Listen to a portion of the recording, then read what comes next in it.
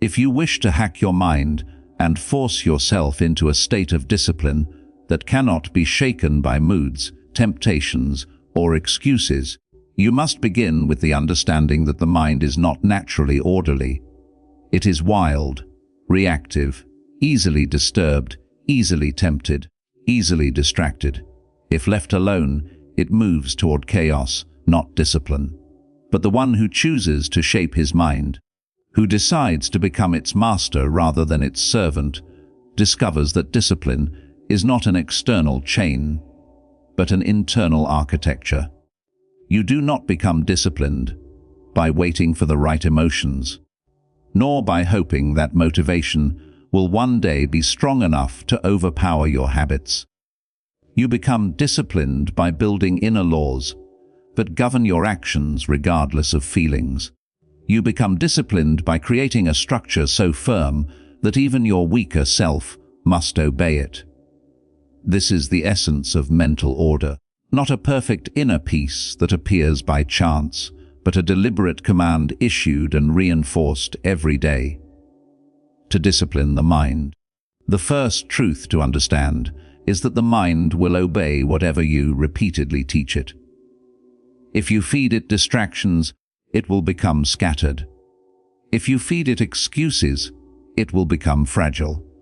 If you feed it difficulty without resistance, it will become stronger than you thought possible. The mind is always learning from you, always watching your behavior. Every time you give in to laziness, it records that laziness as an acceptable option. Every time you avoid responsibility, it writes avoidance into its script. Every time you surrender to desire, it assumes desire is your ruler. But every time you push through discomfort, even for a moment, it takes note that discomfort is not the end of your capability. Every time you choose action over delay, it understands that action is now the standard. So the first discipline of the mind is this: teach it who is in control by demonstrating control, not by wishing for it. Then comes the discipline of self-directed focus. The mind, by default, chases whatever is loud, colorful, or chaotic. But power is found in the ability to direct attention with precision. If you cannot guide your own focus, you will always be at the mercy of external forces: your phone, the opinions of others, impulses, fears, doubts. To discipline your focus, you must learn to quiet the noise that competes for it. You must remove what weakens you, not because it is evil, but because it steals your strength one small distraction at a time. The one who masters focus does not allow his mind to wander in every direction. He chooses one target and gives it the kind of undivided attention that breaks obstacles apart. A scattered mind accomplishes nothing. A directed mind can accomplish anything. There is also the discipline of inner honesty. Many people cannot become disciplined because they are dishonest with themselves about their weaknesses. They rationalize their failures instead of confronting them. They blame circumstances instead of studying their patterns. They pretend the problem is outside when it is inside. Mental order requires brutal clarity. You must see yourself as you are, not as you wish you were. If you procrastinate, admit it plainly. If you lack control over your impulses, do not disguise it. If you break your promises to yourself, acknowledge that your word has lost its weight.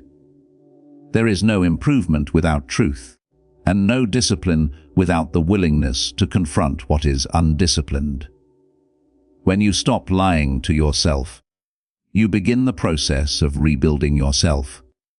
Another foundation of mental order is the discipline of emotional neutrality. This is not the absence of emotion, it is the refusal to be ruled by emotion. When you let emotions dictate your actions, you become unpredictable, inconsistent, and weak. When you act based on principles instead of moods, you become steady and formidable. A disciplined person does not wait to feel like doing what must be done. Action is taken regardless of emotional weather. The mind becomes powerful when it stops relying on fluctuating feelings and instead follows chosen values. To hack your mind, you must train yourself to act the same way on a difficult day as you do on a good one. Consistency replaces mood as your compass. Then there is the discipline of delayed gratification, the ability to choose long-term benefit over short-term pleasure. The undisciplined mind seeks relief now, reward now, comfort now. But every moment of surrender steals from the future version of you who could have been stronger, sharper, wiser. Every act of discipline builds toward a vision that pleasure alone cannot create. To discipline your mind, you must learn to endure the pull of immediate desires without bending to them. When your mind tries to convince you that comfort is more important than progress, you recognize the lie and continue forward. Strength comes from resisting the momentary in service of the meaningful. Mental order also requires the discipline of voluntary hardship. If you avoid difficulty, you teach your mind that difficulty is a threat.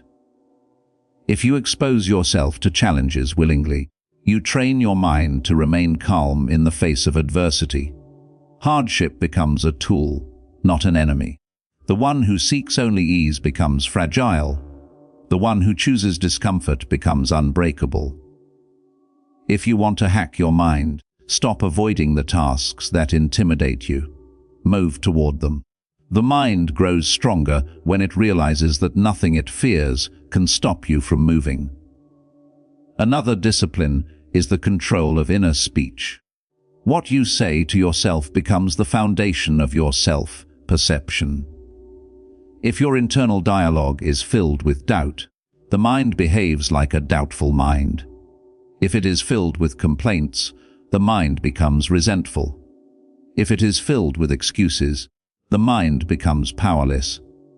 To create mental order, you must take command of your inner dialogue. Your inner words must push you toward what you claim to desire, not away from it.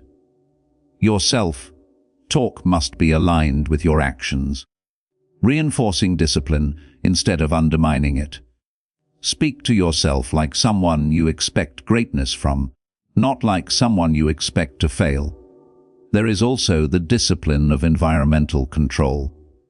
A chaotic environment breeds a chaotic mind. A cluttered room becomes a physical reflection of cluttered thoughts. Your surroundings shape your habits, routines, and impulses more than you think. If you want mental order, build a physical environment that supports it. Remove distractions. Organize your space. Structure your routines. The mind thrives in clarity and collapses in disorder. When your environment reflects the discipline you are trying to cultivate, it becomes easier for your mind to follow the same order. Mental order also depends on the discipline of consistency. Nothing in the mind becomes strong without repetition. A single day of discipline means nothing if followed by 10 days of weakness. Consistency builds identity. When you act consistently, the mind begins to believe that discipline is who you are, not something you are trying to achieve. When you repeat the same disciplined behaviors day after day, discipline becomes your default setting. This is how you hack the mind, through relentless repetition that breaks old patterns and establishes new ones. Another internal discipline is the regulation of desire. Most people are controlled by what they want, allowing cravings, impulses, and urges to dictate their direction. But the disciplined mind studies its desires, not obeys them blindly. It questions them. It filters them. It examines whether the desire is aligned with growth or simply a distraction dressed as pleasure. When you gain control over what you want, you gain control over who you become. Desire is not the enemy, unexamined desire is. Master your wants, and your actions will no longer betray you. There is also the discipline of silence. The mind becomes sharper when it learns to sit in stillness. Excessive noise weakens mental clarity. Constant stimulation destroys introspection. To have mental order, you must learn to withdraw from chaos and enter the space where thought becomes clear. Silence is not emptiness. It is a sharpening stone. When you take time each day to be still, to observe your thoughts without being pulled by them, your mind becomes obedient instead of unruly. Silence teaches mastery in a way noise never can. Finally comes the discipline of responsibility. The disciplined mind does not blame others for its problems. It does not wait for external rescue. It does not expect life to become easier. It takes full ownership of every action, reaction, and outcome. Responsibility is the ultimate mental hack because it removes every excuse. When you decide that everything in your life is your responsibility, not your fault, but your responsibility, you unlock a form of power that most people never experience. Discipline thrives where excuses die. If you want to force yourself to become more disciplined, embed these principles deep into your behavior, not just your thoughts. Teach your mind who is in command. Direct your focus with precision.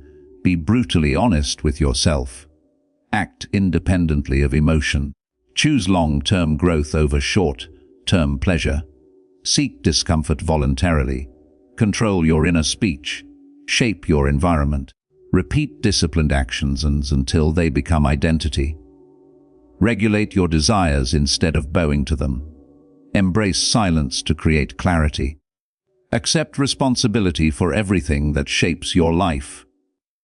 When you live by these principles daily, your mind becomes an instrument of order instead of chaos. You do not wait to be disciplined. You become the architect of discipline. You do not hope for self-control.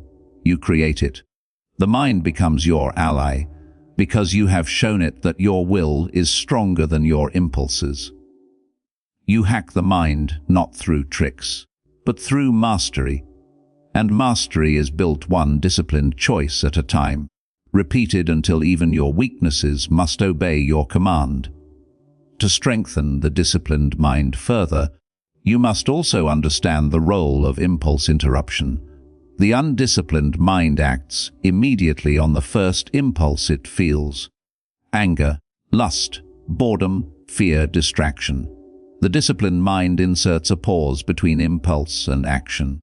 In that moment of pause lies the entire difference between a life driven by instinct and a life directed by principle. When the mind learns that an impulse does not require immediate obedience, the chains of impulsivity begin to weaken. You do not need to accept every thought your mind produces, nor must you react to every feeling it generates. The power you seek is found in the ability to observe an impulse without becoming it.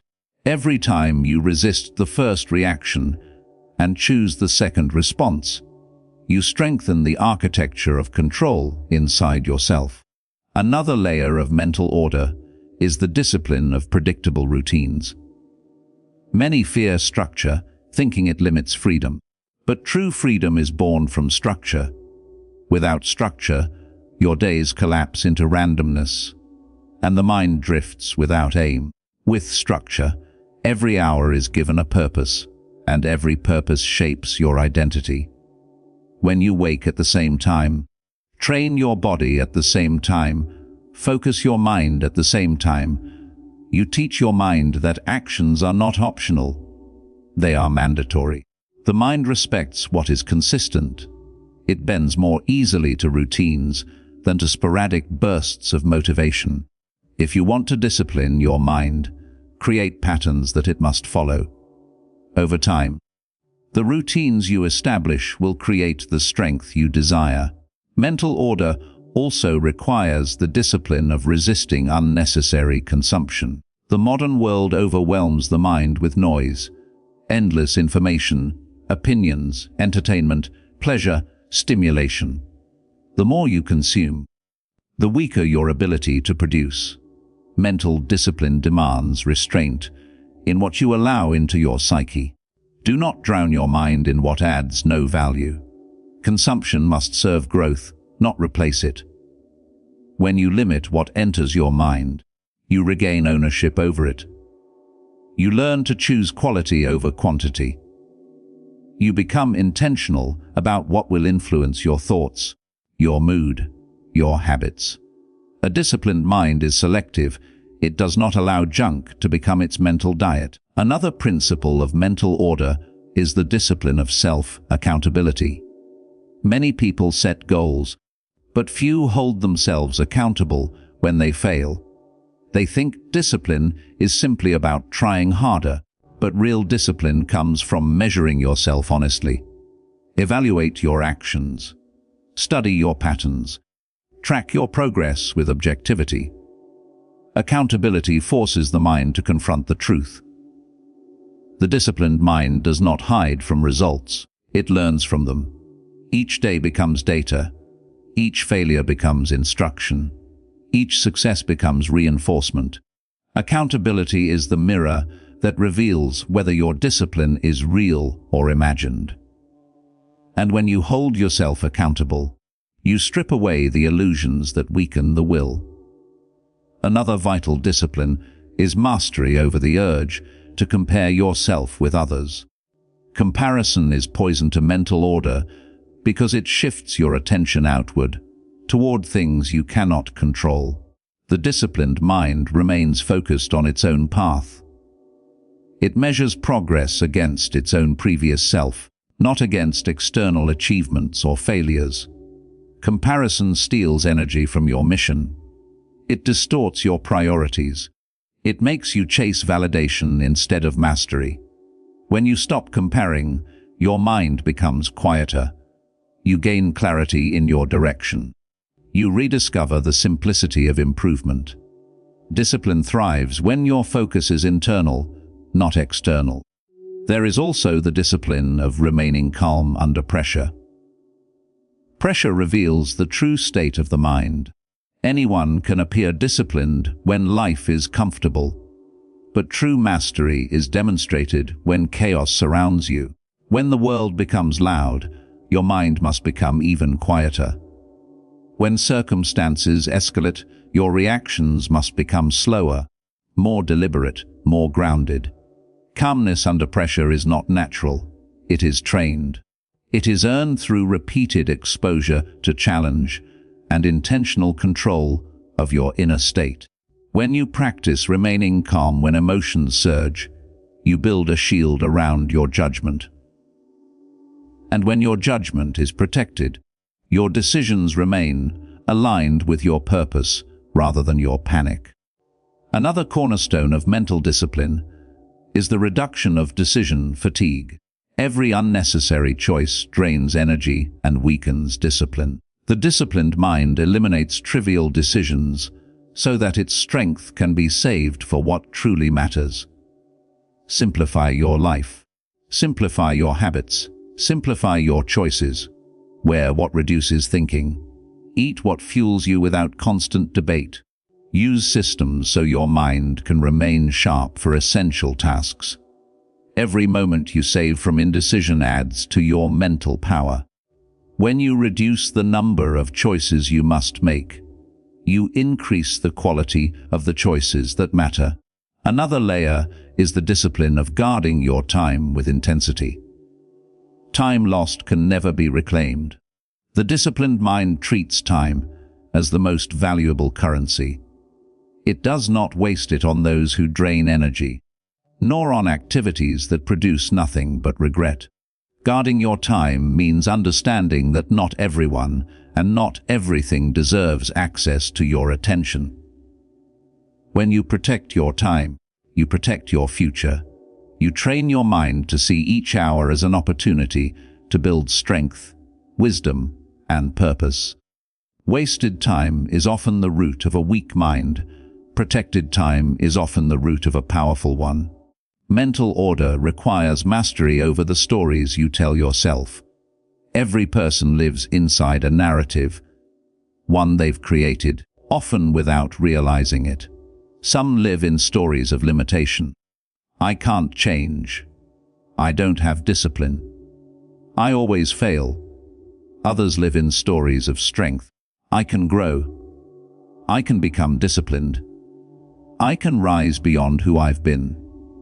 Your mind obeys the story you repeat. If your story is weak, you become weak. If your story is powerful, you rise to meet it. Change your story, and your actions will soon follow. A disciplined mind writes a narrative that empowers action, not excuses. Mental discipline also requires the ability to detach from outcomes. You have control over your efforts, not over results. When you obsess over results, the mind becomes anxious and unstable. When you focus on effort, the mind becomes grounded, calm, and steady. Detachment does not mean apathy. It means refusing to tie your emotional state to things you cannot control. You give your best, release the rest, and focus again. This frees the mind from fear and gives it the space to operate with clarity. When you stop chasing outcomes, you start controlling actions. And actions are the birthplace of discipline. Another discipline is mastering your energy. The mind does not operate in isolation. It is tied to the body. Poor sleep, unhealthy habits, chaotic rhythms, and uncontrolled stress all weaken the mind. Discipline requires energy, and energy depends on how you treat your body. Rest when needed, train consistently, nourish yourself wisely, and avoid the patterns that drain your strength. When your energy is managed, your mind becomes sharper, quicker, more resilient. Discipline is easier when fatigue is not controlling your decisions. A tired mind becomes impulsive, an energized mind becomes disciplined. Another principle is the discipline of finishing what you start. Many begin, few complete. Starting a task is easy, finishing it is the test of discipline. The mind must be trained to push through boredom, frustration, and resistance. When you complete what you begin, you show your mind that your word has weight. You become someone who does not abandon the road when it becomes steep. Completion builds confidence. It strengthens identity. It proves to the mind that you are capable of following through. To hack your mind, force yourself to finish, even when the excitement has faded and only discipline remains. There is also the discipline of refusing to negotiate with your excuses. The mind is skilled at creating justifications for inaction. I'm tired. It's not the right time. I'll start tomorrow. Discipline is built by denying these negotiations. When your mind offers an excuse, reject it immediately. Do not debate. Do not entertain. Do not rationalize. The longer you negotiate, the weaker your will becomes. The disciplined mind hears the excuse and acts anyway. This is how you break the cycle of hesitation and enter the realm of decisive action. Mental order requires the discipline of emotional boundaries. People will project their fears, doubts, frustrations, and insecurities onto you. If you absorb the emotional chaos of others, your own mind becomes unbalanced. Discipline means protecting your inner world. You listen with compassion, but you do not internalize every emotion you encounter. You offer understanding, but you do not allow your mind to be shaped by the storms of others. When you establish emotional boundaries, your mental stability strengthens. You are no longer reactive. You become anchored. Another aspect of mental discipline is the ability to endure long periods of monotony. Growth often requires repetition that feels dull and unexciting. Many quit because they mistake boredom for lack of progress. But the disciplined mind understands that mastery is built in silence, repetition, and patience. You must become comfortable with the ordinary grind that shapes extraordinary results. When your mind stops needing constant stimulation, discipline becomes effortless. Routine becomes your ally. Repetition becomes your sharpening stone. Another element is the discipline of humility. Pride blinds the mind. When you believe you already know enough, you stop learning. When you think discipline is beneath you, your mind becomes weak. Humility keeps you open, adaptable, and aware of your flaws. It allows you to grow. It reminds you that discipline is not a destination, but a constant practice. Humility prevents arrogance from eroding your mental foundations. When you remain humble, your mind remains teachable, and a teachable mind is a disciplined mind. Finally, there is the discipline of choosing purpose over comfort every single day. Comfort is seductive. It calls to you softly, offering rest, ease, and escape. But comfort is rarely aligned with growth. Purpose demands effort. It requires struggle, sacrifice, and discomfort. When you choose purpose, you strengthen your mind. When you choose comfort, you weaken it. Discipline is the art of choosing the harder path, because it carries meaning. Every time you act in alignment with your purpose instead of your comfort, your mind becomes more ordered, more stable, more resilient.